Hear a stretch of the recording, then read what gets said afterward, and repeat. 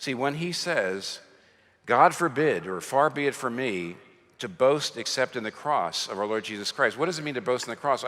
Before we get anywhere else, before we talk about boasting or anything, we got to realize he's saying you've got to understand the cross, which means that's a doctrine.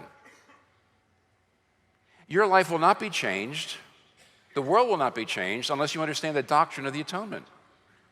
Before you get anywhere else, before you do all the psychological moves, before you talk about whatever else, you've got to understand the doctrine of the cross. Doctrine comes first. You know, when Jesus says to Peter in Matthew 16, who do you say I am? And Peter says, you're the Christ, the Son of the living God. And Jesus is rather happy about that answer.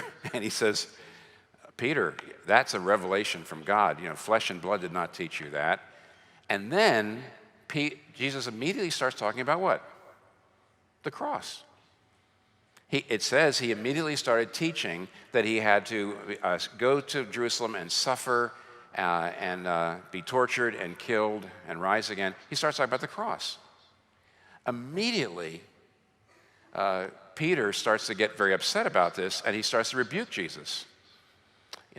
I loved you. You're the Son of God. That's pretty good, Peter says. And you're a great teacher, and you're the Messiah. Great. But as soon as Jesus starts talking about the cross, Peter says, no, wait a minute, I don't get that. What are you talking about? And he starts to rebuke him. And Jesus does not say, get thee behind me, Peter. You remember? He doesn't say, get thee behind me, Peter. He says, get thee behind me, Satan. You know why? Because when you get the doctrine of the cross wrong, you're in the grip of Satan. When you get the doctrine of the cross wrong, you are doing Satan's bidding. You are Satan's missionary, not mine. Wow.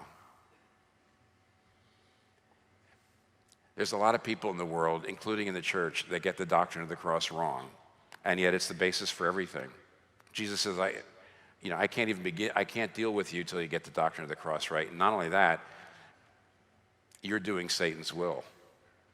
So it's extraordinarily important. I mean, if you read the Gospels, and if you think of them as biographies, you start to read them and you say, this is kind of nuts.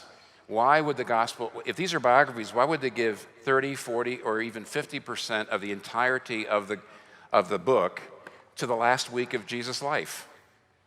That doesn't seem like a very good biography. And the answer is they're not really biographies, but you know why they give most of the book is to the last week of his life? Because of the cross. Jesus Christ came to go to the cross. It's central.